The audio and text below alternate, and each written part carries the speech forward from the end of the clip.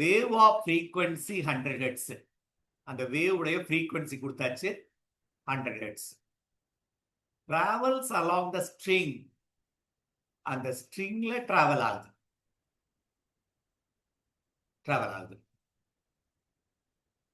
String towards its fixed end. Fixed endல பட்டுச்சுன்னா return ஆயிடும். இப்படி ரிட்டர்ன் ஆகுது. சரியா? When this wave travel back after reflection, a node is formed. அப்போ node எங்க ஃபார்ம் ஆயிருக்கும்னா இதான் நோட், ஃபர்ஸ்ட் நோட் ஃபார்ம் ஆனது. Node is form at a distance of 10 centimetre from the fixed end, the speed of the wave. Velocity of the wave is nu into lambda. Nu கொடுத்தாச்சு. அப்ப இந்த கேஸ்ல இருந்து lambda தான் கண்டுபிடிக்கணும். உனக்கு தெரியுமா? ஒரு நோடுக்கும் இன்னொரு நோடுக்கு இடையில இருக்க distance lambda by 2 is 10 centimetre.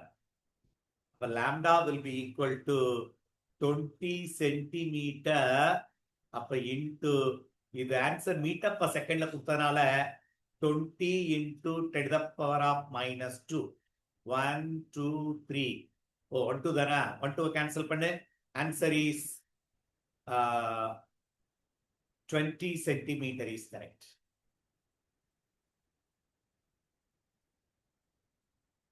Answer is 20 meter per second is that. ரொம்ப ஈஸியான கொஸ்டின். இதுல நம்ம கன்ஃபியூஸ் பண்ணிடக்கூடாது. தேவையில்லாத சில டேட்டாலாம் கொடுத்துருக்கான், கொடுக்கல. போது வேவ் ரிட்டர்ன் ஆகுது. இந்த வேவ் உடைய வெலாசிட்டி ஆஃப் த வேவ்க்கு நியூ இன்டு லாம்டா, ஃப்ரீக்வன்சி அவனே கொடுத்துட்டா. அப்ப இந்த டேட்டால வேவ் லென்த் கால்குலேட் பண்ணா போதும். ஒரு நோட்ல இருந்து இன்னொரு நோடு, இதுவும் நோடு தான், 10 சென்டிமீட்டர் கொடுத்துட்டாங்க. ஒரு நோட்ல இருந்து இன்னொரு நோடுக்கு டிஸ்டன்ஸ் லாம்டா by 2. அப்ப லாம்டா கண்டுபிடிச்சாங்க.